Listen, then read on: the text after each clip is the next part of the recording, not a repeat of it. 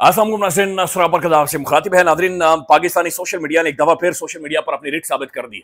मुझे है हुक्म आज़ान, मुझे आज़ान देने का हुक्म है।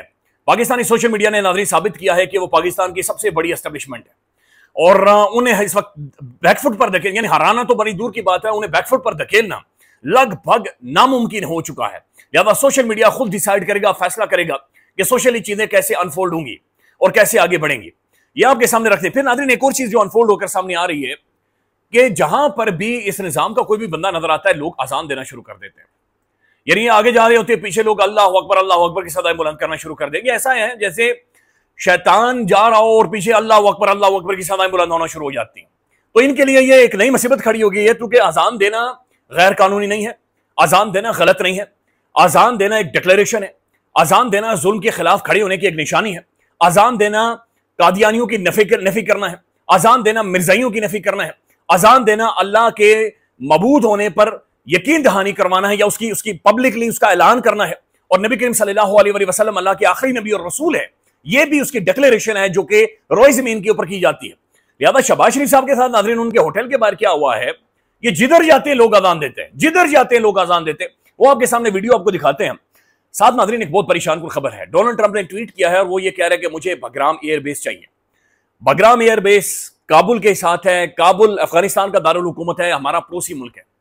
ट्रंप जैसा, अब मैं अल्फाज सख्त इस्तेमाल नहीं करना चाह रहा, मुझे बहुत सारे दोस्त कहते हैं अल्फाज का ध्यान करें, लेकिन ट्रंप जैसा लिचड़ आदमी ना दे, वो ये कह रहे हैं कि मुझे बगराम एयरबेस, यानी इस खित्ते के अंदर एक दफा फिर वो आकर यहां पर खुलना एक डुगडुगी बजाना चाह रहा है, एक दफा फिर शुगर लगाना चाह रहे हैं। भाई 80,000 लोगों की हमारी जानें गई, ट्रिलियंस ऑफ डॉलर्स की हमारी मईशत मुतासिर हुई। ये पूरा खित्ता अगर पीछे गया है तो अफगानिस्तान के अंदर मौजूद अमेरिका की वजह से गया था। यहां पर डिस्टेबलाइजेशन करने वाली जो वाइट फोर्स है अमेरिका के नाजायज रियासत और अमेरिका खुद है।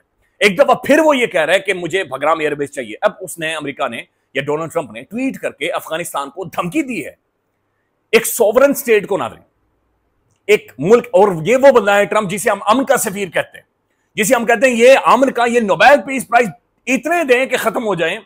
वो एक मुल्क को धमकी दे रहा है कि मुझे अपनी टेरिटरी दो, अपने गंदे कपड़े धोने के लिए, अपने गंदे अज़ाइम पूरे करने के लिए, नहीं तो मैं तुम्हें छोड़ूंगा नहीं। ये एग्जैक्टली उसने ट्वीट किया है, आपके सामने रख देते हैं।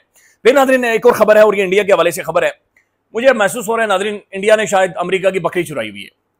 यानी ट्रंप जो कुछ इंडिया के साथ कर रही है, कोई वही किसी के साथ कर सकता है जिसने किसी की बकरी चुराई हुई होती है। इसके अलावा और कोई हल नहीं है। स्किल्ड फॉर वर्कर्स के जो वीजे थे इंडिया के, ऑलमोस्ट ट्रंप ने बंद कर दिए। यानी इंडिया का कोई भी बंदा अब किसी भी इंटरनेशनल मल्टीनेशनल कंपनी अमेरिका के अंदर जाकर काम नहीं कर सकता। ट्रंप ने इसके ऊपर फट्टा लगा दिया, वो आपके सामने रखते हैं। सबसे पहले नाज़रीन मिशन नूर, मुझे है हुक्म आज़ान, यानी मुझे अजान देने का हुक्म है। अजान एक डिक्लेरेशन है, अजान एक ऐलान है। पाकिस्तान के सोशल मीडिया पर नाज़रीन एक गलीज किस्म का प्रोपेगेंडा करवाया गया। हम न्यूज के इन्वेस्टिगेटिव जर्नलिस्ट जनाब जाहिद किशकोरी साहब ने इस बात को कंफर्म किया कि इसका ताल्लुक, मिशन नूर का ताल्लुक अहमदियों से नहीं है, इसका ताल्लुक कादियानियों के साथ हरगिज नहीं है। 20 सितंबर कोई कादियानियों के हेडक्वार्टर का इफ्तिताह नहीं किया गया था, यह सब झूठ था, यह सब फ्रॉड था। और हुकूमती सरपरस्ती में आजमा बुखारी साहिबा ने बाकायदा से ट्वीट करके इस बदबूदार प्रोपेगेंडे को हवा दी कि मुल्क में आजान नहीं देने देनी। भाई डिटाई की इंतहा है, बेशर्मी की इंतहा है। यह किस तरह की फिरौनियत है? पाकिस्तान में आप छत पर चढ़कर आजान नहीं दे सकते ना दे। अजान देने पर अभी लोगों को गिरफ्तार किया जा रहा है। अजान देने के ऊपर एक पार्टी के खिलाफ एक झूठा मजहबी प्रोपेगेंडा किया गया, बिल्कुल झूठा। इसका कोई ताल्लुक अहमदियों के साथ नहीं था, इसका कोई ताल्लुक कादियानियों के साथ नहीं था, कोई उनका दिन था नहीं था, कोई उनके पेशवा का कोई इस हवाले से कोई मिशन नहीं था। सब झूठ था, सब फ्रॉड था ना, सब फ्रॉड था। सिर्फ मकसद यह था कि अवाम को अजान नहीं देने देनी। और अजान से भी ज्यादा मसला यह था कि पीटीआई का जो सोशल मीडिया है, नाज़रीन सोशल मीडिया पीटीआई का या जो ओवरऑल पाकिस्तान का सोशल मीडिया है, वो अपने तही फैसले ना करे। अब ये जो रिट सोशल मीडिया कायम कर चुका है नाज़रीन, इसका मतलब यह है कि उनके पास एक अथॉरिटी आ गई, उनके पास एक लेजिटिमेसी आ गई है कि सोशल मीडिया खुद डिसाइड करेगा कि कहां पर क्या चीजें गलत है और क्या चीजें गलत नहीं। ये लोग नाज़रीन शदीद तरीन गुस्से में। कल मैंने एक इंटरव्यू किया अहमद अली खान साहब का। अहमद अली खान वो एक नौजवान है जिन्होंने मिशन नूर को ओरिजिनेट किया, उनसे शुरू हुआ, उन्होंने कैंपेन चलाई। उन्होंने मुझे बताया कि भाई मैं 11-12 दिनों से सिर्फ 3-3, 4-4 घंटे सो रहा हूं। अच्छा, उन्होंने बहुत सख्त तरीन बातचीत, इतनी सख्त तरीन बातचीत की कि बाद औकात आपको मुंह रखने के लिए कम से कम कंडम करना पड़ता है। अच्छा, मेरी उस कंडमनेशन पर भी अवाम को गुस्सा चढ़ा और वो सख्त नाराज हुए। और वो इतनी सख्त गुफ्तगू, यानी वो लिटरली वो बंदा गालियां दे रहा था तहरीक इंसाफ की उस क़यादत के लिए जो कि कंप्रोमाइज हो गई थी पीटीआई की क़यादत के। लेकिन लोग ये कह रहे थे ठीक कर रहा है ये बंदा, ये ठीक कर रहा है, ये सख्त गुफ्तगू कर रहा है। ये अवाम नाज़रीन शदीद तरीन जख्मी होगी।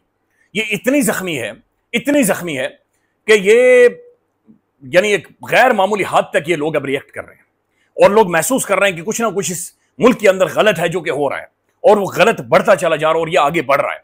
अगर अवाम को नादरीन सीने से ना लगाया गया, अगर अवाम की बात ना सुनी गई तो अल्लाह ताला रहम करे, अल्लाह ताला इस मुल्क पर रहम करे। ये गुस्सा और ज्यादा बढ़ता चला जाएगा जो कि हम सोशल मीडिया पर देख रहे हैं। शहबाज शरीफ साहब मौजूद है बरतानिया में उनके होटल के बाद जाकर मैं चाह रहा हूं कि मैं आपको ये वीडियो दिखाऊं। आप वीडियो देख लें पहले।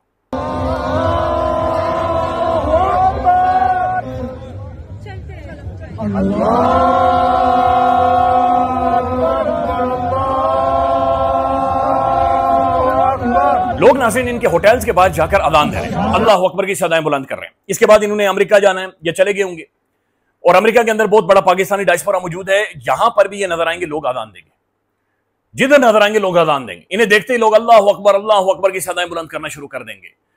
ये क्या करेंगे नाज़रीन, ये क्या करेंगे? तो अमेरिका के अंदर क्या होना है, अल्लाह ताला रहम करे। लेकिन जो परेशानी है वहां।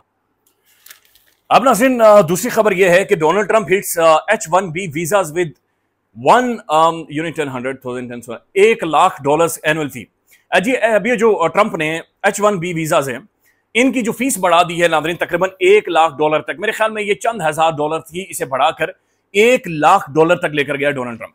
अब ये जो नाज़रीन H-1B वीजा है, ये H-1B वीजा है क्या? ये जो हाईटेक कंपनीज होती हैं या जो मल्टीनेशनल कंपनीज होती हैं, ये दूसरे मुल्क के क्वालिफाइड या स्किलफुल्ड लोगों को बुलाती है और वहां पर नौकरियां देती है।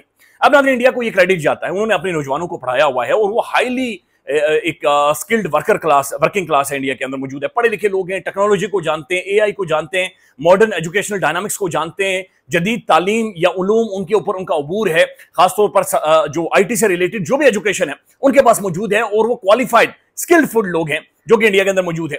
अब जो अमेरिकन कंपनीज हैं वो ज्यादातर प्रीफर करती थी इंडियन लोगों को। एक तो ये सस्ती लेबर है, दूसरा बड़े तगड़े लोग हैं, काम करने वाले लोग हैं। अब ट्रंप ने नाज़रीन इसके ऊपर जो हिट किया है, इसने जो बैनुल अक़वामी कंपनीज हैं ये H-1B वीजा के जरिए इन लोगों को ऑफर करके बुलाती थी।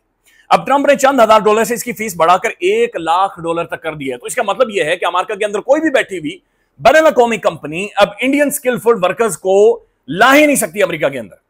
इसे यानी नाज़रीन जो वेस्ट रिपोर्ट कर रहा है वो ऐसे कर रहा है कि अमेरिका ने न्यूक कर दिया, यानी अमेरिका ने एटम बॉम्ब मार दिया इंडिया के ऊपर। इंडिया का नाज़रीन एक बहुत तगड़ा डायस्पोरा है अमेरिका के अंदर, बहुत तगड़ी प्रेजेंस है अमेरिका के अंदर। इंडिया का जो रेमिटेंस है $130-35 बिलियन का है और उस $130-35 बिलियन में से $40-50 बिलियन ये सिर्फ अमेरिका से निकालते थे, ये सिर्फ अमेरिका से। और इंडियन बड़े तगड़े अमेरिका के अंदर, ये बहुत बड़ी बड़ी तनख्वाहें लेते हैं और फिर पैसा इंडिया के अंदर बेचते हैं। तो एक तो नाज़रीन उसने मोदी को मुबारक दी बर्थडे की, उसके बाद उसने चाबहार पोर्ट को प्रैक्टिकली उसने फारिग कर दिया, स्पाइनलेस कर दिया, उसके वेवर्स तमाम तर खत्म कर दिए। उसने कहा मैं ईरान के ऊपर मजीद पाबंदियां लगाने जा रहा हूं और पाबंदियां चाबहार के ऊपर भी लगेंगी। यानी सेंट्रल एशिया, अफगानिस्तान और फिर जो नॉर्थ साउथ कॉरिडोर या वो मुख्तलिफ जो रास्ते थे वो सारे ट्रंप ने बंद कर दिए। अब ये H-1B वीजा भी इंडिया के लिए बंद कर, इंडियन चीख रहे हैं, यानी उनकी दुम के ऊपर पाँव है। वो कह रहे हैं कि भाई ये ऑक्सीजन भी हमारा बंद कर रहा है। ये तो उस मुल्क के साथ ही उस शख्स के साथ किया जाता है जिसने बकरी चोरी की हो। तो मेरे ख्याल में मोदी को ऐसी कहानी डालकर आ गया है नाज़रीन, ट्रंप को बड़ा बुरा लग गया। या पता नहीं मोदी के साथ क्या मसला था या क्या किसी महफिल में बैठा उसके पता नहीं क्या कर दिया मोदी ने कि वो फारिग हो गया, प्रैक्टिकली नाज़रीन मुकम्मल तौर पर फारिग हो गया। पहले उनसे ये मलबा नहीं समेटा जा रहा था कि $40-50 अरब की उनकी ट्रेड है सऊदी अरब के साथ। सऊदी अरब और पाकिस्तान क्लोज आ गया। सऊदी अरब और पाकिस्तान का एक मिलिट्री पैक्ट साइन हो गया है कि एक मुल्क पर हमला दूसरे मुल्क पर हमला तस्वुर होगा। इंडिया प्लानिंग कर रहे हैं पाकिस्तान पर हमले की। अब ज़ाहिर है उसे ये भी देखना है कि भाई मिडिल ईस्ट के अंदर और GCC और OIC का सबसे अहम तरीन मेंबर सऊदी अरबिया, उसका रिएक्शन क्या होगा, ये सारी कैलकुलेशन उसे करनी पड़ेंगी। ऊपर से ट्रंप पखा हुआ है, वो बार बार इनके ऊपर पाबंदियां बार बार ठोके जा रहा है, मजीद ठोके जा रहा है, मजीद ठोके जा रहा है और छोड़ ही नहीं रहा। नेपाल के अंदर जो रिजीम चेंज हुई, हुकूमत चेंज हुई है, नेपाल की यूथ अब थूक रही है इंडिया के ऊपर। बांग्लादेश के अंदर नाज़रीन वो ये कह रहे हैं कि बाकायदा से हम घुसेंगे इंडिया के अंदर। श्रीलंका के अंदर एक और अलग वो राजापाक्से की गवर्नमेंट गिरी और उसके बाद फ्रेश इलेक्शंस हुए और एक नई इमर्ज क्लास ऊपर आ गई है। तो इंडिया नाज़रीन चारों तरफ से बिल्कुल एक चौक हुआ है। जबरदस्ती की शादी करने के लिए खुद भागकर अमेरिका चीन के पास गए, यानी नहीं मिलना चाहे, शक्ल से लग रहा था कि चीन के साथ मुलाकात नहीं करना चाह रहे, मिलना नहीं चाह रहे, लेकिन ये फिर भी मुंह उठाकर बेशर्मों की तरह ये चाइना के अंदर गए और वहां पर भी जाकर कोई साजबाज करने की कोशिश की, लेकिन बहरहाल इनके बस की नहीं है। तो अब ये ट्रंप ने पाबंदियां इनके ऊपर लगा दी हैं और H-1B वीजा उसने बंद कर दिया है और उसकी फीस इतनी ज्यादा नाज़रीन बढ़ा दी है कि इनके बस में नहीं है इन सारी चीजों को मैनेज करना और इन सारी चीजों को कंट्रोल करना। अब जो नाज़रीन सबसे परेशान कुल खबर है, डोनाल्ड ट्रंप ने एक ट्वीट किया है और उस ट्वीट में वो लिखता है कि if Afghanistan does not give Bagram air base back to those that built it, the United States of America, bad things are going to happen. Trump धमकी थ्रेट कर रहा है।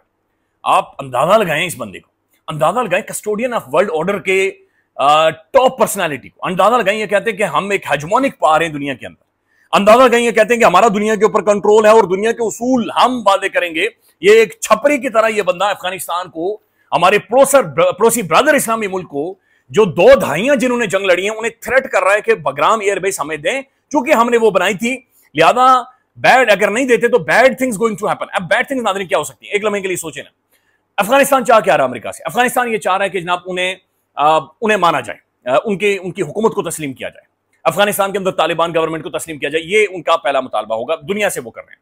दूसरा मुतालबा यह है कि उनके ऊपर से सैंक्शंस खत्म किए जाए ताकि वो दुनिया से ट्रेड कर सके। अच्छा, तीसरा उनका मुतालबा एक ये है, या वो जो जिसके लिए डिप्लोमेसी करने की कोशिश करते हैं, कि अफगानिस्तान के अंदर लगभग ये अफगानिस्तान के अमेरिका के अंदर $9.4 बिलियन अमेरिका ने फ्रीज किए हुए, और ये पैसा अफगानिस्तान को चाहिए बिल्ड करने के लिए, अपनी इकोनॉमी को मजीद बेहतर करने के लिए। $9.4 अरब के ऊपर ही साम बनकर बैठे हुए। तो ये 3 चीजें वो चाह रहे हैं। लेकिन क्या इसकी वो बगराम एयरबेस दे देगा? नो वे, सवाल ही पैदा नहीं होता।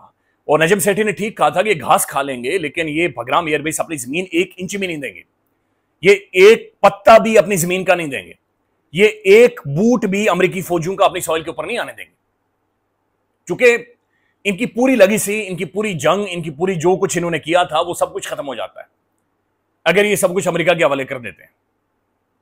तो लिहाजा ये एक बहुत बड़ा सवाल पैदा हो रहा है। अच्छा, फिर अमेरिका के पास ऑप्शंस क्या है? डोनाल्ड ट्रंप तमाम तर लाइफ ये कैंपेन करता रहा है कि भाई मैं जंगों के खिलाफ हूं, मैं दूसरे मुल्क के अंदर इन्वेड नहीं करूंगा। अगर ट्रंप जंग नहीं करता या इन्वेड नहीं करता, ये प्रैक्टिकली फौज अपनी नहीं उतारता, तो फिर उसे क्या ऑप्शन वो कर सकता है? एक ही ऑप्शन है नाज़रीन, वो अफगानिस्तान के अंदर तालिबान की हुकूमत गिराए, वो रिजीम चेंज करे। लेकिन रिजीम चेंज के लिए उसे किसी ना किसी मुल्क का साथ चाहिए। अब जो किसी ना किसी मुल्क का साथ चाहिए नाज़रीन, ये मुल्क कौन हो सकता है जो अफगानिस्तान के अंदर रिजीम चेंज कर सकता है? ये बड़ा सवाल है, और ये असल देखने वाली चीज है कि अफगानिस्तान के हालात के बारे में ट्रंप अगर रिजीम चेंज करवाना चाह रहा है तो वो फिर कैसे रिजीम चेंज करवाएगा, और फिर वो किस तरीके से रिजीम चेंज करवाना चाहता है, वो किसकी मदद लेगा। ख्याल रखिएगा, अपडेट करेंगे। अल्लाह हाफिज।